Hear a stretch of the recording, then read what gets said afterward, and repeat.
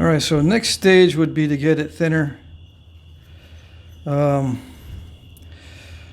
keep getting requests to do base first, right? And then work on finishing the blade. The danger with that is the tip is heavy when I do that. So it's opposite of what I normally teach. I teach thin the ends down first. Okay, so right now it's tip heavy. If I start working on the base, that tip can pop right off. Now, should I have left it much, much thicker in that case before I work on the base? Yes. So I don't know if I would be wise to work on the base first at this point, at this stage, because I got some thickness on the tip, and if I start to thin it down, then it's pretty much done tip first. If I work on that tip and get it thinned down where it should be, it's pretty much done tip first instead of base first. So it's a little bit too late for this one to do it in that way.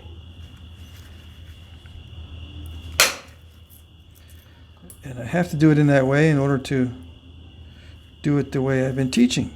Thin down the ends first before working on the middle.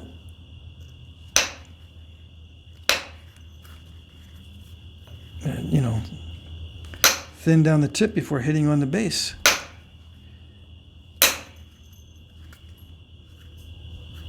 Yeah.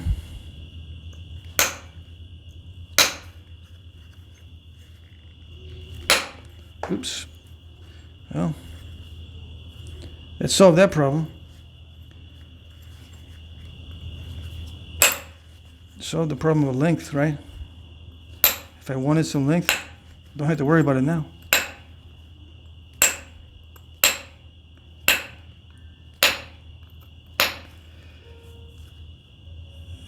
I'm going to chalk that one up to cruddy material at the tip.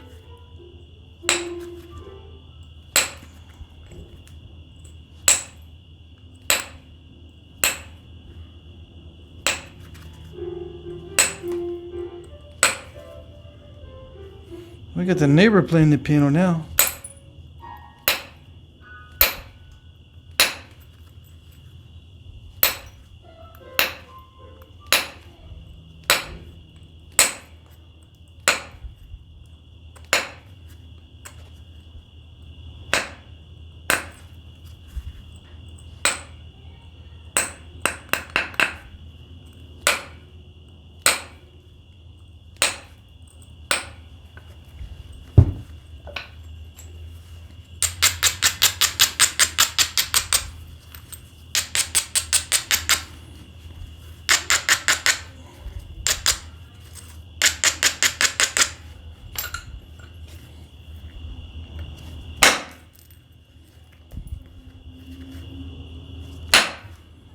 Ouch.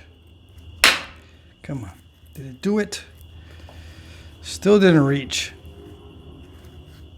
Trying to reach that area.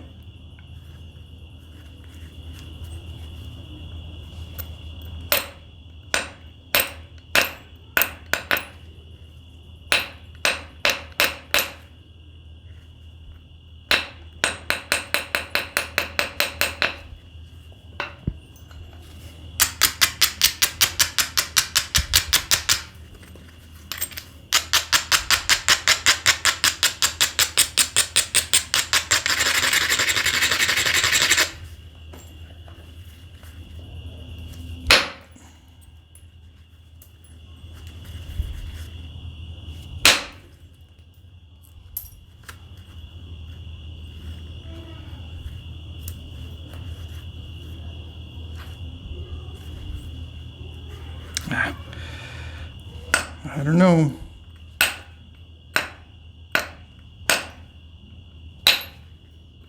Still trying. I got a good flake there, but I'm still trying to get rid of that area there.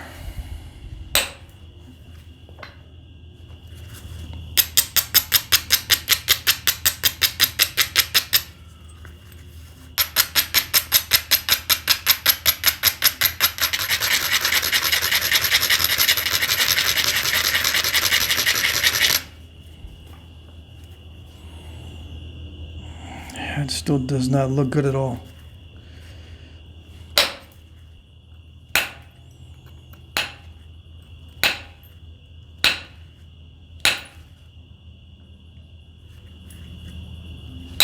The edge has too many defects. It's not a clean edge. It's starting to look like an Angostura.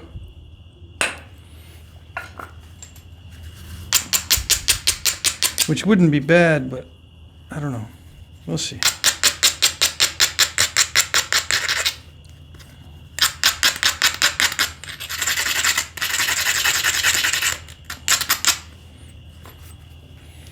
I gotta clear out most of that concrete anyway, so hopefully with some luck. Yes, I'm gonna depend upon some luck here. Yeah, that was good. Was it lucky? A little bit. Because the edge is just minimally prepared. I don't want to take it back too much.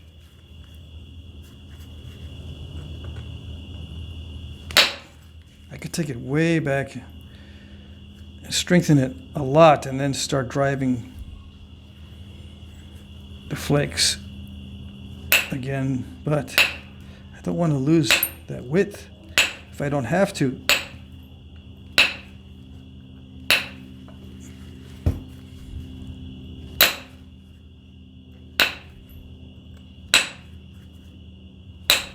I mean, it's already thin enough for most points in the archaeological record. It's already thin enough. But that's not the object of this channel. The object of the channel is to show you how to do things that are difficult to do.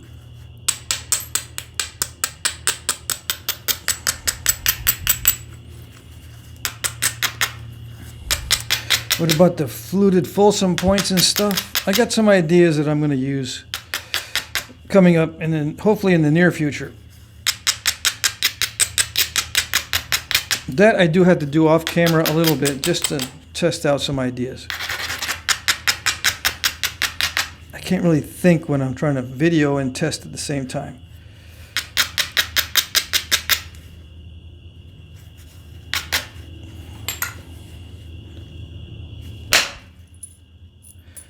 Yeah, that's not bad.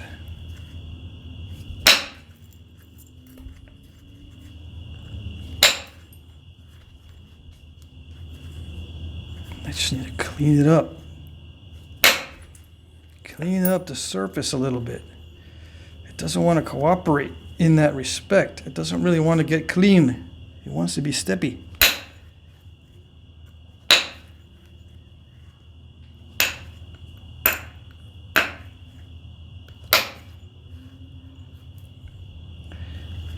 Yeah, nice looking material. Often is not as cooperative as I would like.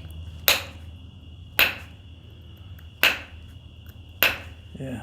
I think it is a light heat treat because it's not heavily altered as far as I can tell.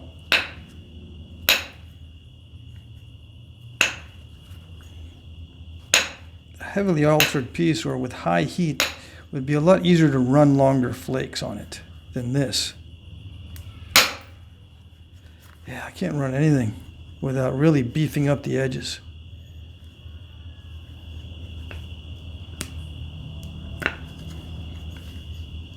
It's getting pretty small by comparison because I'm having to beef up the edges quite a bit.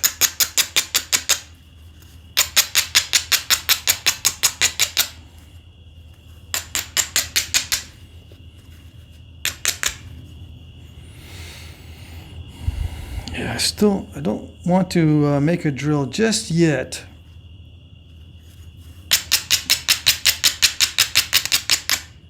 We'll see what happens.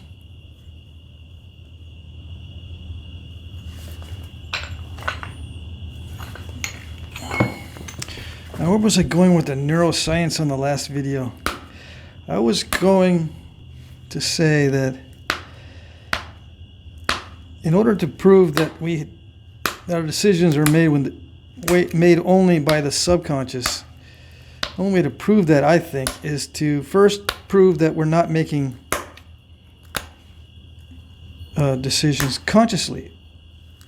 Prove that separately. Somehow show that the decisions are not made consciously, and then by default you can say, well, then they have to be made subconsciously, right?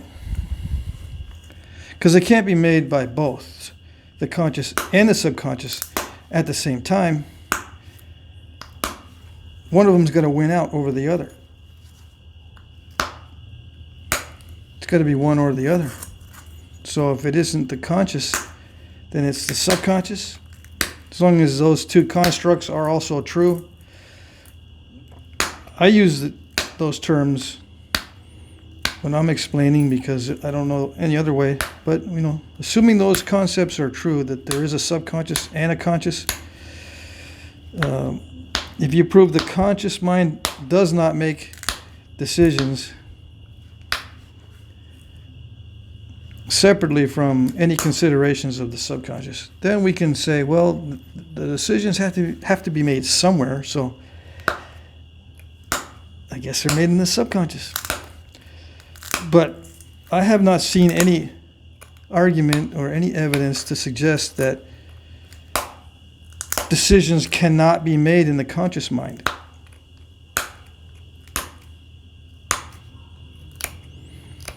Yeah, there's that thing that, you hook up the wires and your brain starts to do activity before the conscious mind can figure out what's going on. So that means the subconscious must be doing it. But they don't know. They don't know that that's what the subconscious is doing, or even if that prior brain activity is the subconscious. It might be something else. It might be just the brain getting warmed up, ready to obey the conscious. Starts to flow blood into the area that it knows it's going to be stimulated. It's a little bit preemptive, yes, but it's preemptive only in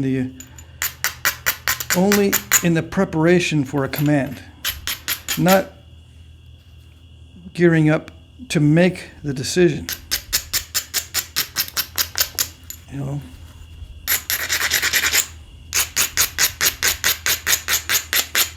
Maybe it's just getting ready.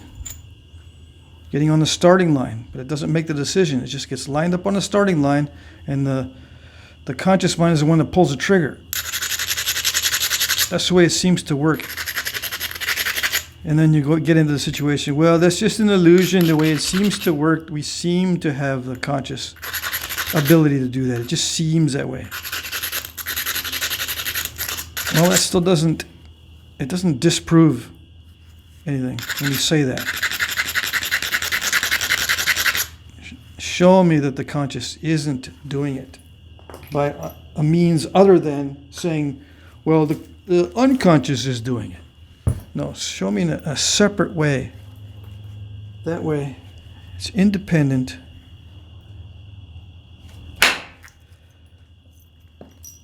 of what the subconscious is doing. Yeah, now there we go. So, if we can prove that the conscious mind is not making the decision, and not just because you say that the subconscious is doing it, but because of something else, then I'll entertain the idea that, I guess, well, somebody's making the decision, and if it's not the conscious, it must be the subconscious. But I haven't seen any good arguments at all. All I see is declarations. I declare that this is this and this is this. There's no evidence that I can see. If there's activity before the decision's being made, you're just declaring that that's the subconscious. We don't know that that's the subconscious. In the books that I've been reading about neuroscience doesn't know. They can't see decisions by looking at brain scans. It can't see consciousness by looking at brain scans.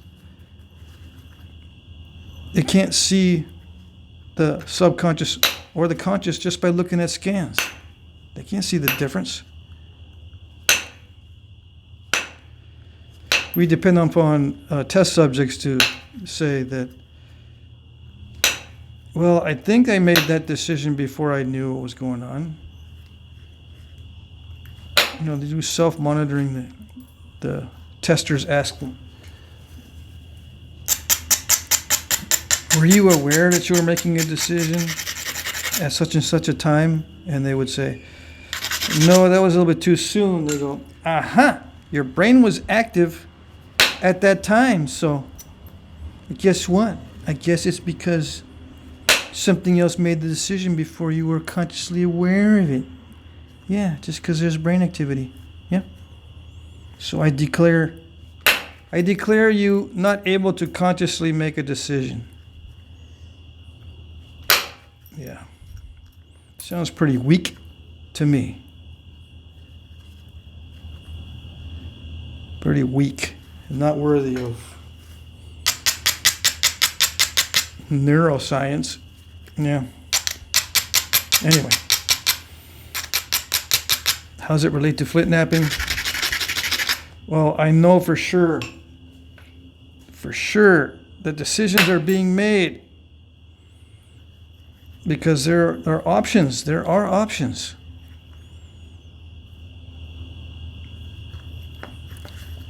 And one option over the other often doesn't make sense to choose either one. But yet one of them is chosen.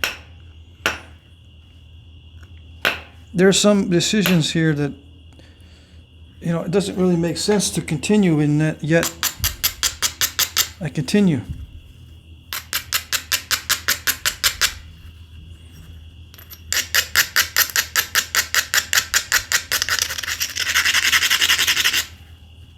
I might feel like I want to make or take a flake in a certain area, and I think, no, I got a dumber idea.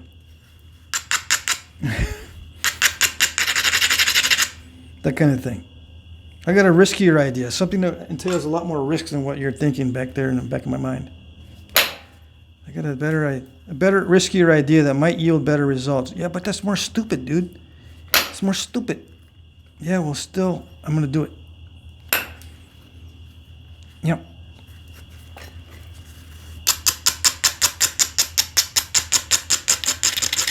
Or it's not intuitive. You're going against what you normally do. Yeah, I know. Where does that decision come from? A decision to do something you don't normally do.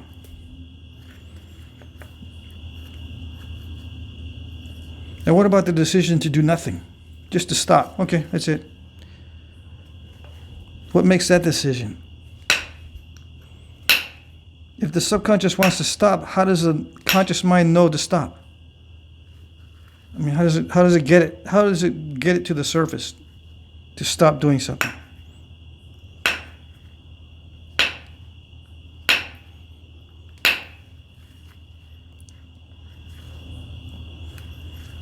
I don't know.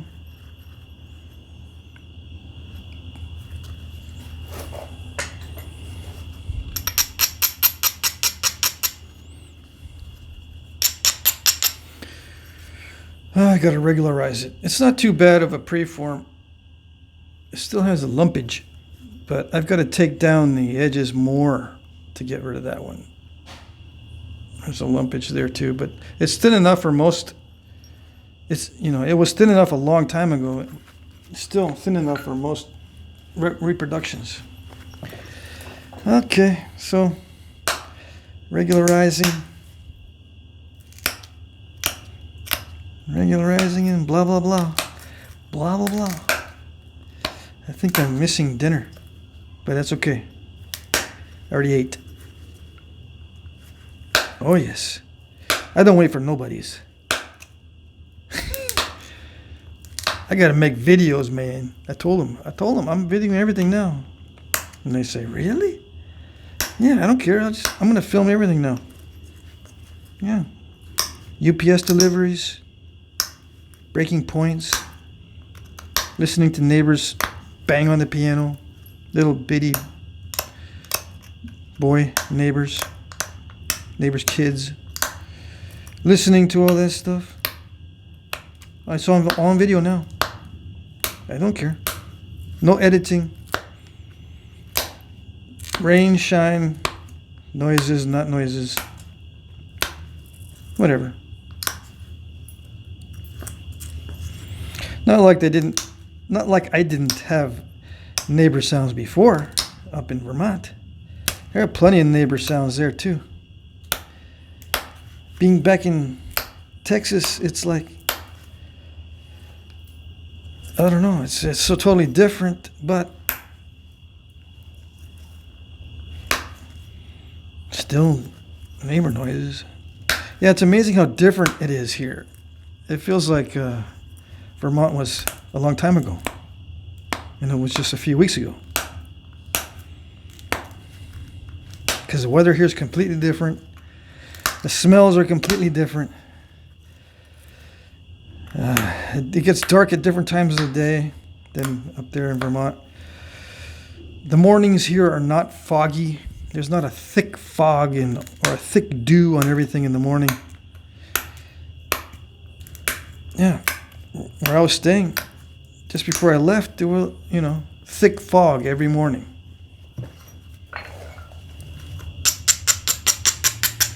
Geese flying overhead every day. The smell of the river. It smells like fish. Like that fish live there. Here, it just smells like, it just smells musty.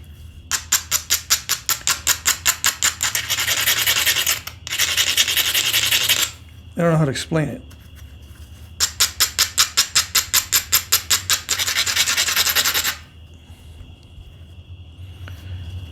There's a thick, almost a moldy smell here. Up there, the smell is like trees and leaves.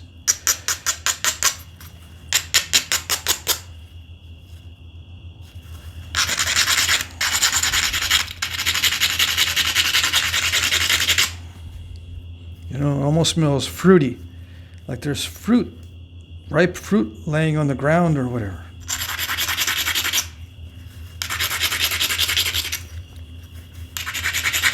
Here it just smells like wet clay and a little bit moldy.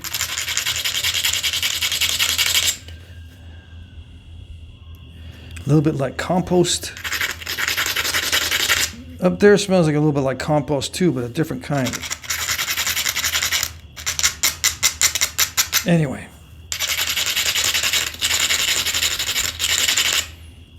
Yeah, for a while there I wasn't able to smell much. And I don't know if it's because of the coof or what. But, started to get better. My allergies are different here than they are up there too.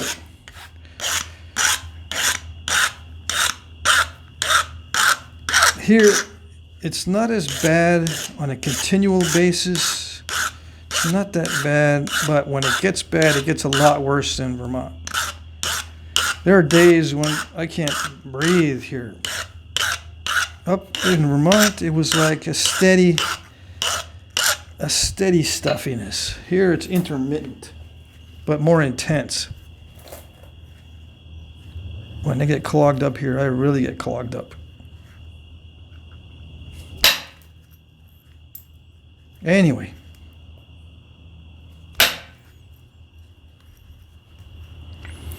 Yeah, the small flaker's not doing it.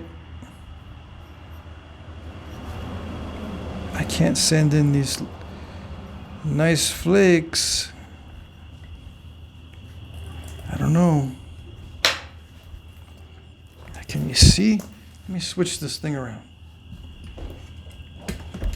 I think the shadow, it's totally dark now, so I think the shadows are off. This might be better on this side.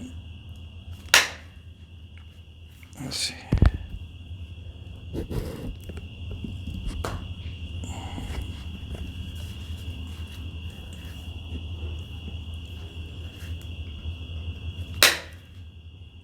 Yeah, I can actually see better also.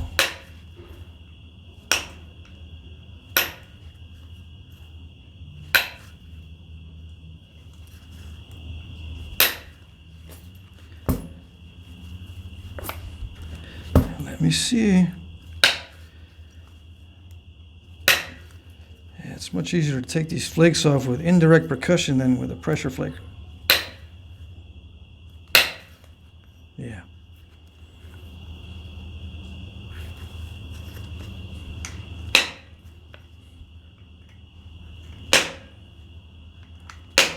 See, I can't even get through that by hammering on it.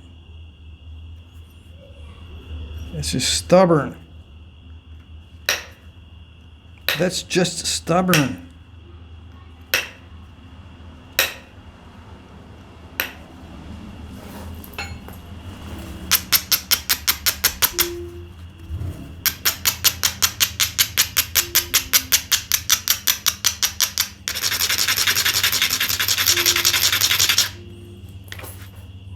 I'm in the same situation as before.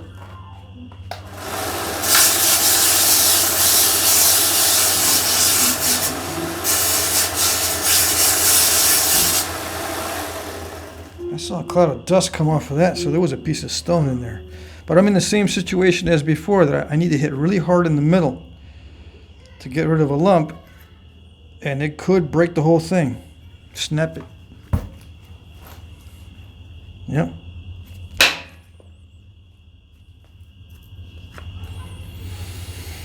Okay, anywhere else I could hit to get rid of some of that nastiness?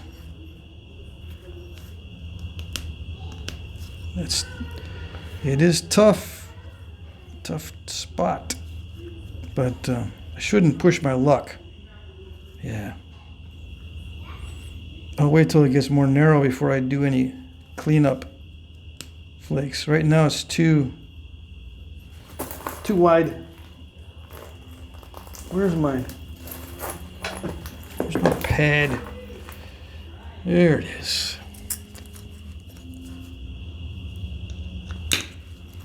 There we go.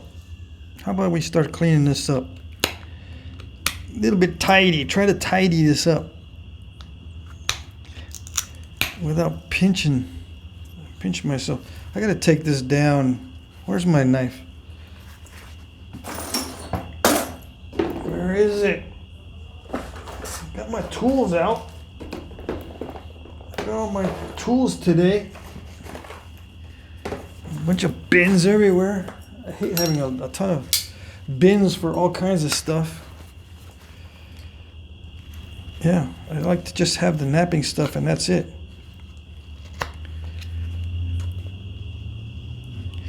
Okay. Yeah, see that? I knew that was going to happen.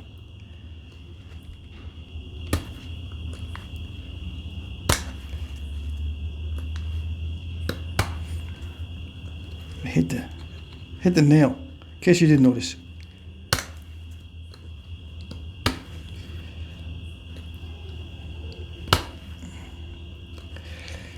Why do I have to choose a hard, tough wood? Why? I think this is hard maple or something like that.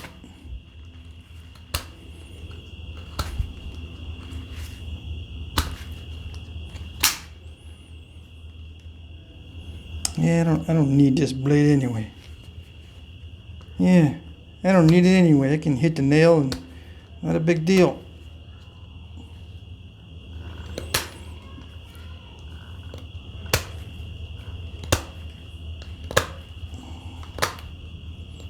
Yeah, I think this is a piece of wood. Yeah, it's a piece of wood from New Hampshire.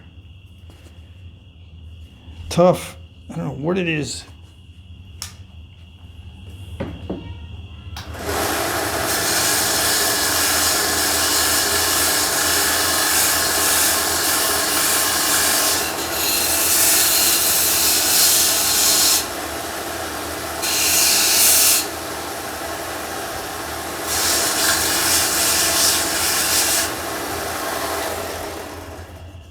Whatever, it smelled good when I sanded it.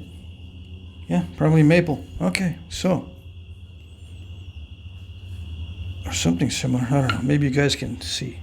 Could be a hickory too. You never know.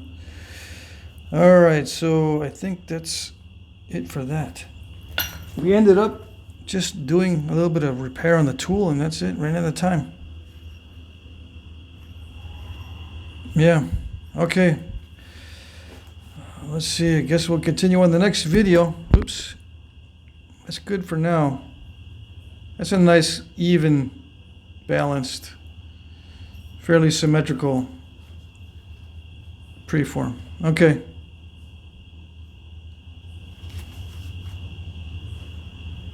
Let's see.